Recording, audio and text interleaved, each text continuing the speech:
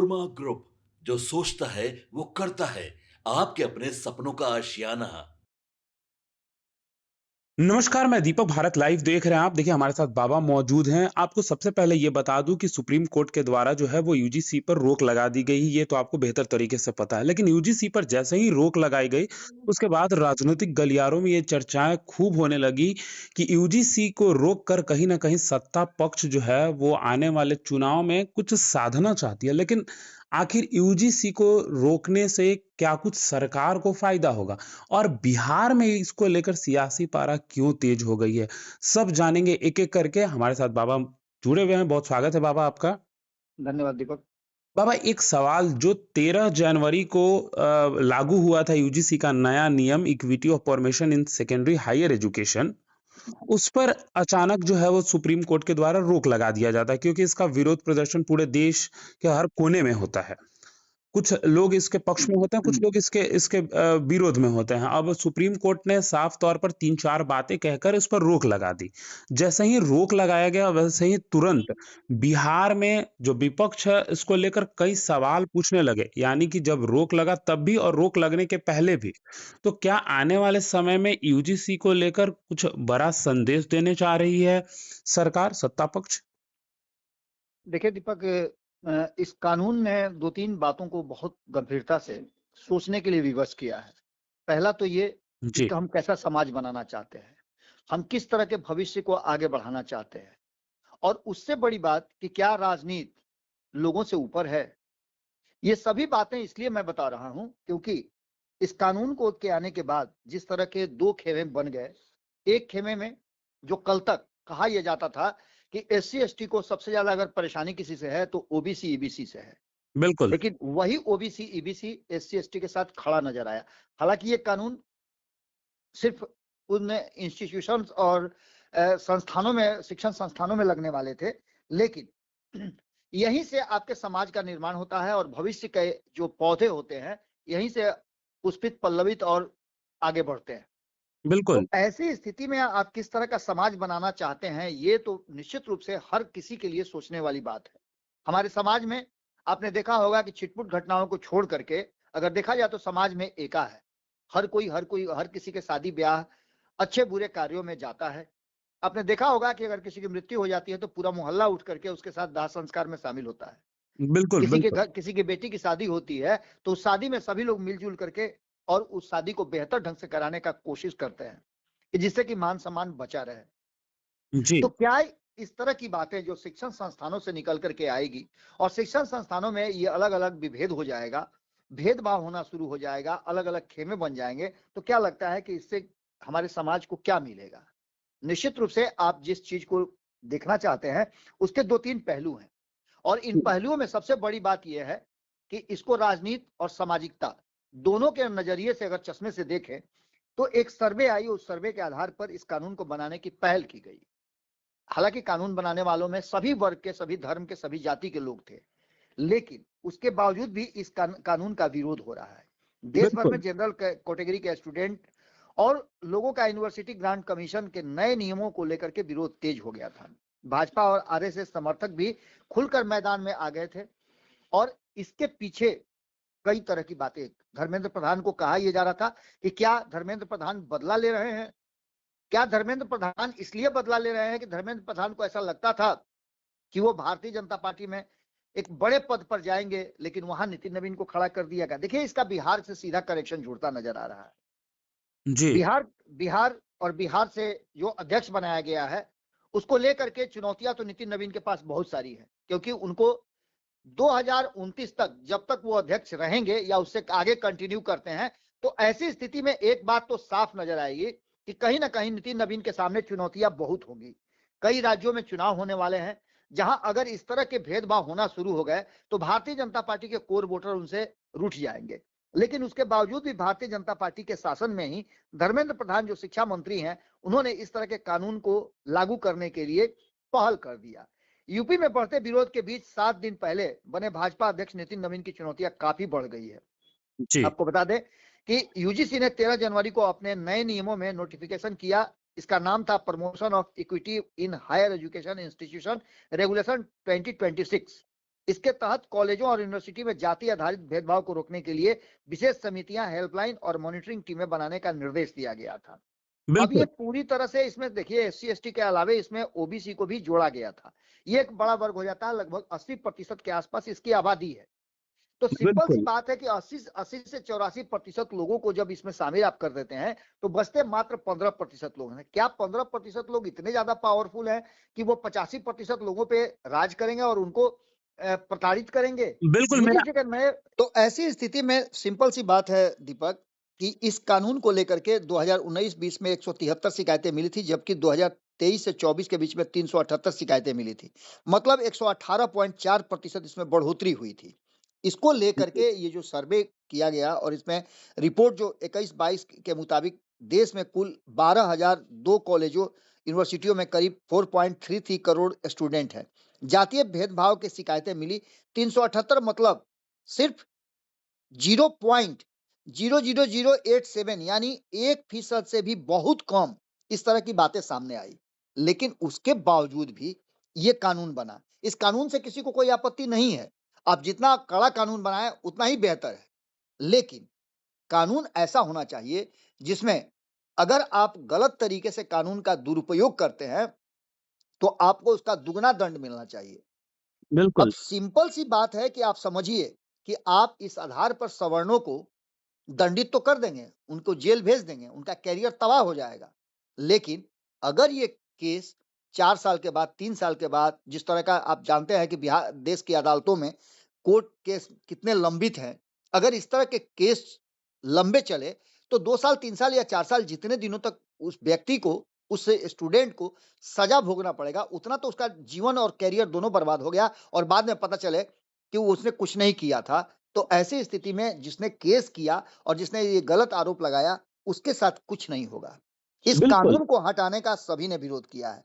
अब सबसे बड़ी बात है कि इसका यूपी और बिहार से कनेक्शन और साथ-साथ बंगाल चुनाव पर इसका क्या असर पड़ेगा। तो इसको समझने के लिए आप सीधी तरह से समझिए कि यूजीसी के नए नियम में से जनरल कैटेगरी के स्टूडेंट लोग नाराज हैं और ये नाराजगी आपको पता है कि कहाँ जाएगी। एक तरफ आपको याद होगा कि मैंने खबर करते हुए ये बताया था कि भारतीय जनता पार्टी ने नितिन नवीन को इसलिए चुना है कि जो 24 से 48 वर्ष के युवा हैं या 45 वर्ष के युवा हैं, जिनको या तो नौकरी पेशा करना है या उनको अपने कैरियर के लिए बहुत कुछ करना है, वैसे लोगों को अपने पक्ष में करना, यानी कि जेनजी जिसको कहा जा रहा है आधुनिक भाषा में, उस जी, लोगों को भारतीय जनता पार्टी से जोड़ करके रखना। लेकिन अगर इनकी नाराजगी होती है, ये विरोध करते हैं, तो ये आपके बड़े वोटर हैं और आपको पता है कि हिंदुस्तान दुनिया का सबसे युवा देश माना जाता है। खास बात यह है कि भाजपा समर्थक खुलकर विरोध में शामिल हो गए हैं और इससे प्रधानमंत्री को अनफॉलो भी करने लगे हैं। ये सारी चीजें कहीं ना कहीं एक चुनौती के रूप में सामने आई है और ये तब आई है जब बिहार से नितिन नवीन को आगे किया गया है। बिल्कुल, कई लोगों के नाम चल रहे थे भारतीय जनता पार्टी में। भारतीय जनता पार्टी में भी गुटबाजी कम होती है, लेकिन जो गुटबाजी शुरू हुई है वो कुछ अलग कहानी कह रही है। बिहार में तो नहीं, लेकिन उत्तर प्रदेश के कई बीजेपी नेता और कार्यकर्ता इस्तीफा दे चुके हैं। जैसे नोएडा युवा मोर्चा के उपाध्यक्ष और भी कितने लोग हैं, 10 पदाधिकारियों ने दिया, बरेली में सिटी मजिस्ट्रेट ने दिया। ये सारी बातें ऑन रिकॉर्ड है। आलोचना करने का जो सबसे बड़ा मामला जो इसमें आया है वो उसका सबसे अंतिम क्लॉज जो है कि यूनिवर्सिटी में अगर उनके खिलाफ भेदभाव होता है तो सजा तो होगी, लेकिन अराजकता पैदा करने वालों को इस तरह की किसी भी तरह की शिकायत पर उनके कैरियर को तबाह करने की एक बड़ी साजिश की जा सकती है। इसके जी, अलावा कई आप देखिएगा तो कई लोगों ने इस पर बातचीत किया है। कई वरिष्ठ पत्रकारों से मेरी बातचीत हुई है, कई पॉलिटिशियन से मेरी बात हुई है। ऑफ द रिकॉर्ड पॉलिटिशियंस इस घटना को लेकर के, इसको लेकर के बहुत कुछ कहने से कतरा रहे हैं। यहां तक कि आपको बता दूं मैं कि एससी जी, एसटी के लोग भी इससे काफी डरे हुए हैं, क्योंकि उनको पता है, जो मैंने एक खबर किया था जिसमें मैंने बताया भी था कि 80% से ज्यादा जो मामले दर्ज हैं वो ओबीसी पर दर्ज हैं, क्योंकि ओबीसी के लोग जो हैं दलित समाज के साथ जिस तरह का व्यवहार कर रहे हैं उसका सबसे ज्यादा केस उसी पर दर्ज किया गया है। इसके अलावा आपको बता दें कि कई लोगों का यह मानना है कि भाजपा ने जनरल कास्ट को गारंटी के तौर पर ले लिया है। अब इस बात को लेकर के आपको पता है कि कई तरह के मीम भी वायरल हो रहे हैं, कई तरह की बातें सामने आ रही है। बिहार में जातीय गणना 2022 के मुताबिक राज्य में इनकी आबादी 10.56% है। एक्सपर्ट के मुताबिक संख्या भले कम हो, लेकिन जमीनी स्तर पर सामाजिक राजनीतिक समीकरणों के कारण इनका दबदबा रहता है। इससे इनकार नहीं कर सकते हैं, क्योंकि शुरू से ही ये वर्ग जो रहा है, सवर्ण वर्ग, ये मेहनती भी रहा है और इसकी एक अलग पहचान भी रही है। इन सभी बिल्कुल। बातों को लेकर के 243 से कम 70 विधानसभा सीटों पर सवर्ण भूमिका निभा रहे हैं। मध्य बिहार में पटना, आरा, बक्सर, रोहतास, कैमूर, भोजपुर, उत्तर बिहार के सिवान, गोपालगंज, सारण, मुजफ्फरपुर, दरभंगा, मधुबनी, सीतामढ़ी, शिवहर और दक्षिण बिहार के नालंदा, गया में कुछ हिस्से में इनकी पकड़ ज्यादा है। इसके साथ साथ आपको बता दें कि 2024 के लोकसभा चुनाव में आंकड़ा देखें तो 40 में से 12 सांसद फॉरवर्ड समाज से आए हैं, मतलब 30%। जबकि 2025 में विधानसभा चुनाव के आंकड़ों को देखें तो 243 में 72 विधायक यानी 30% फॉरवर्ड समाज से लोग जीत करके आए हैं। अब इसको आप ऐसे समझ सकते हैं, यानी कि सीधी तौर पे अगर देखा जाए तो भारतीय जनता पार्टी के कोर वोटर जो है वो कहीं ना कहीं ये सवर्ण समाज है। इसमें कई ऐसी बातें सामने आई हैं। उत्तर प्रदेश की अगर बात करें हम तो उत्तर प्रदेश में 4 ब्राह्मण नेता जो हैं वो काफी नाराज चल रहे हैं और उसके साथ साथ और भी लोग। अगर देखा जाए अनुमानित आंकड़े के मुताबिक तो यूपी में ब्राह्मणों की आबादी 9% है से 11% के बीच में है। वहीं ओबीसी की आबादी जो है 45 से 50%, अनुसूचित जाति 21 से 22%, अनुसूचित जनजाति जो है 19 से 20%, राजपूत इसमें 7% है, 7 से 8%, वैश्य 3% से 4% है और अन्य समाज जो है 2 से 3% के बीच में आते हैं। ये आप अच्छी तरह से समझ रहे हैं।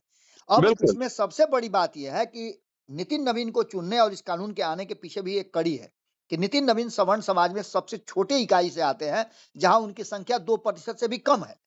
तो उनके लोग उनका विरोध कितना करेंगे और विरोध कितना मुखर होगा, ये आप अच्छी तरह से समझ सकते हैं। बनिस्बत बाकी के लोगों को उस कैटेगरी में खड़ा कर दिया जाएगा कि ये समाज जो नितिन नवीन का है वो विरोध तो नहीं कर रहा है, जबकि अन्य समाज विरोध कर रहे हैं। आपको याद होगा कि बिहार में जब चुनाव हो रहा था 2025 का और कुम्हरार सीट पर से एक कायस्थ समाज के नेता को टिकट नहीं मिला, उसके चलते कितना विरोध हुआ था। तो ये बिल्कुल। एक अलग कहानी है। लेकिन सबसे बड़ी बात यह है कि 2017 की अगर बात करें तो विधानसभा चुनाव तक आते आते ब्राह्मणों का झुकाव भाजपा की तरफ बढ़ गया था। अखिलेश यादव सत्ता से बाहर हो गए थे, तब से ब्राह्मण भाजपा के साथ है। और वही नहीं, इसके साथ साथ चूंकि वहां के मुख्यमंत्री राजपूत समाज से आते हैं, हालांकि वो संत हैं इसलिए उनकी जाति कुछ नहीं कही जाती है, लेकिन राजपूत समाज से आते हैं, इसलिए राजपूतों का भी रुझान रहा है। और बाकी के समाज भी, सवर्ण समाज के पास कोई ऑप्शन नहीं था, इसलिए उन्होंने भाजपा को ही चुना। लेकिन अब अगर भाजपा इस तरह के भेदभाव करती है या इस तरह के कानून ला करके उस कानून का समर्थन करती है तो निश्चित रूप से इसका एक असर पड़ना था।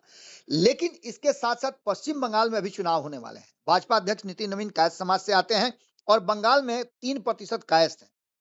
हार जीत की बड़ी भूमिका ये निभाते हैं। पश्चिम बंगाल में 37 साल कायस्थ मुख्यमंत्री रहे हैं, जिसमें विधान बिल्कुल। चंद्र राय 14 साल और सीपीएम के ज्योति बसु 23 साल तक रहे हैं। नितिन नवीन की भाजपा अध्यक्ष पद पर नियुक्ति को बंगाल की राजनीति से जोड़ करके देखा जा रहा है। लेकिन आप समझिए कि इसी नितिन नवीन को यदि सवर्ण समाज के साथ भेदभाव का एक बड़ा, कहा जाए, आइकॉन मान लिया जाए और भाजपा के इस कानून, हालांकि ये कानून तो कोर्ट से आया है, लेकिन उसके बावजूद अगर इस तरह की कुछ बात होती है तो आप समझ सकते हैं कि इसका कितना इंपैक्ट होगा। भाजपा दोनों तरफ से इसमें फंस गई है और विपक्ष मजे ले रहा है। और सबसे ज्यादा तो इसमें चुप्पी नीतीश कुमार की बहुत ज्यादा घातक होती दिखाई दे रही है। मैं इसलिए ये बात कह रहा हूं कि इसका असर, अगर ये कानून बनता है तो सवर्ण समाज नाराज हो जाएगा जो भाजपा का कोर वोटर है। और अगर इस कानून पर कोर्ट से अगर रोक लग जाता है, जैसा कि कोर्ट ने संज्ञान ले लिया है, तो इससे भाजपा को फिर से नुकसान हो सकता है। यानी सांप छुछुंदर वाली जो स्थिति कही जाती है हमारे यहाँ लोकोक्तियों में, उस तरह की स्थिति पैदा हो गई है। अब इस सुधारवादी एजेंडे को लेकर के एक बड़ा झटका जो है लगा है भारतीय जनता पार्टी को। आप जानते हैं कि कभी कभी आप बहुत तेजी से आगे बढ़ते हैं तो आपके पैर स्लिप भी कर जाते हैं। कहीं ना कहीं एक तरह का यही स्लिप है और भारतीय जनता पार्टी ने कई कानून बनाए और उस कानून को उसे रोल बैक करना पड़ा। एक बार फिर से जिस तरह से कॉलेज में इक्वल अपॉर्चुनिटी सेंटर यानी ईओसी बनाएंगे, ये कॉलेज कैंपस में पिछड़े और वंचित लोगों के लिए शैक्षणिक, वित्तीय और दूसरे मामलों में सलाह देंगे और उसके साथ भेदभाव से जुड़ी शिकायतों का समाधान करेंगे। ये यहाँ तक तो सब मामला ठीक था, किसी को आपत्ति नहीं है। कॉलेज में जातीय विभेद को रोकने के लिए समाज, मीडिया, जिला प्रशासन और एनजीओ स्टूडेंट और अभिभावकों के साथ मिलकर काम करेंगे। इससे भी किसी को कोई विवाद नहीं था। कानूनी मदद के लिए जिले और राज्य की लीगल अथॉरिटी जो है वो कोर्ट में सहायता करेगी, इससे भी किसी को आपत्ति नहीं है। इसके अलावा कॉलेज में एक इक्विटी स्क्वाड रहेगा। नाम छोटा है लेकिन इसकी बड़ी जिम्मेवारी है। ये सभी बातें किसी को कोई दिक्कत नहीं है, लेकिन जहां बात आकर के खत्म हो जाती है कि इस तरह के शिकायत करने वालों पर किसी भी तरह का कोई कार्रवाई नहीं होगा, तो ये आप समझ सकते हैं कि इस कानून को कहां लेके जा रहा था। अब ऐसी स्थिति में भारतीय जनता पार्टी पूरी तरह से फंस गई है, और फंसी ही नहीं है, भारतीय जनता पार्टी के लिए एक बहुत बड़ा, कहा जाए तो सेटबैक ये रहा है। बिहार के बाद, इतनी बड़ी जीत के बाद बंगाल और यूपी में चुनाव होने वाले हैं, और उससे इसका सीधा कनेक्शन जोड़ करके देखा जा रहा है। सहमत का खेल है या कुछ और? कहीं ऐसा तो नहीं कि जो वर्तमान भारतीय जनता पार्टी का नेतृत्व है उससे भीतर ही भीतर नाराजगी जबरदस्त है, और उसी के नतीजे को लेकर के इस तरह के कानून को जल्दबाजी में पश्चिम बंगाल चुनाव और यूपी चुनाव से पहले लाया गया है, क्योंकि दोनों ही जगह सवर्ण का एक बड़ा जनाधार है।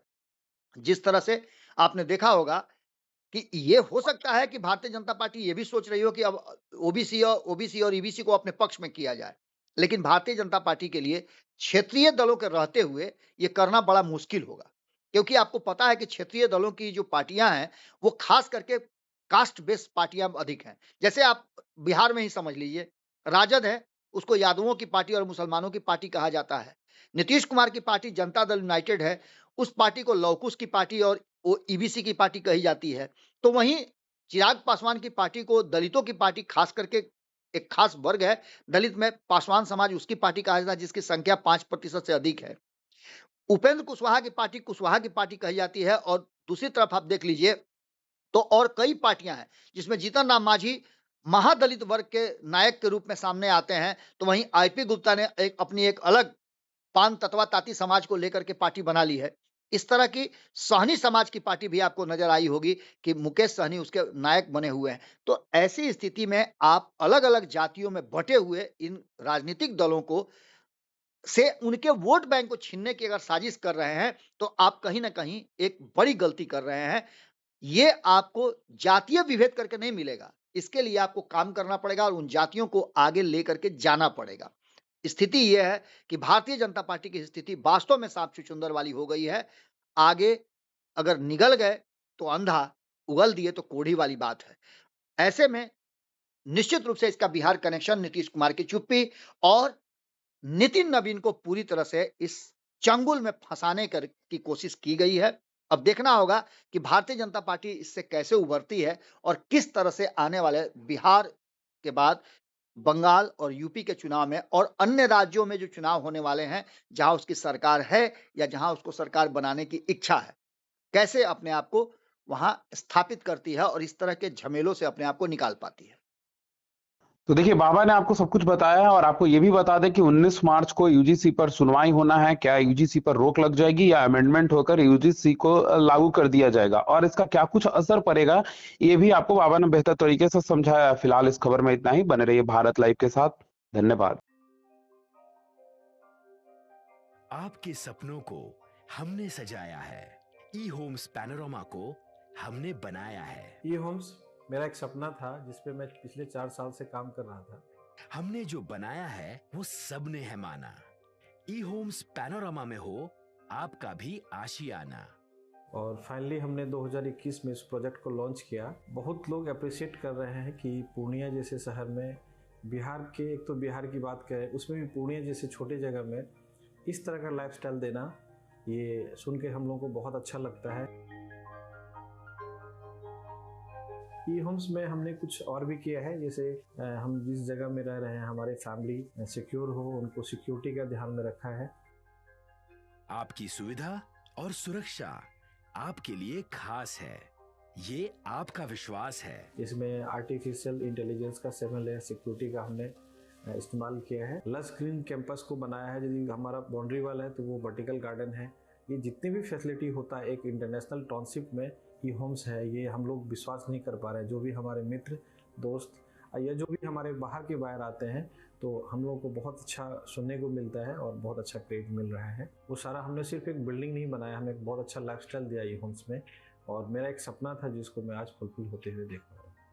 ये आपका आवास है। ई होम्स पैनोरमा में अब आपका निवास है। E Homes Panorama, luxurious lifestyle redefined. Panorama group, जो सोचता है वो करता है। अगर ये वीडियो पसंद आई और वह बिहार के राजनीति और बिहारियत से सरोकार रखेनी तो सब्सक्राइब बटन दबा के चैनल के सब्सक्राइब कर ली। ओजे एगो घंटी बा, ओकरा बटन दबा देला से कुल सटीक और मारक खबर रुआ मुफ्त में मिल जाई। अगर रुआ पत्रकारिता के हमनी के नया प्रयोग में सहयोग कर चाहतानी तो ज्वाइन बटन दबा दी। पेटीएम नंबर नोट कर ली 9386816700।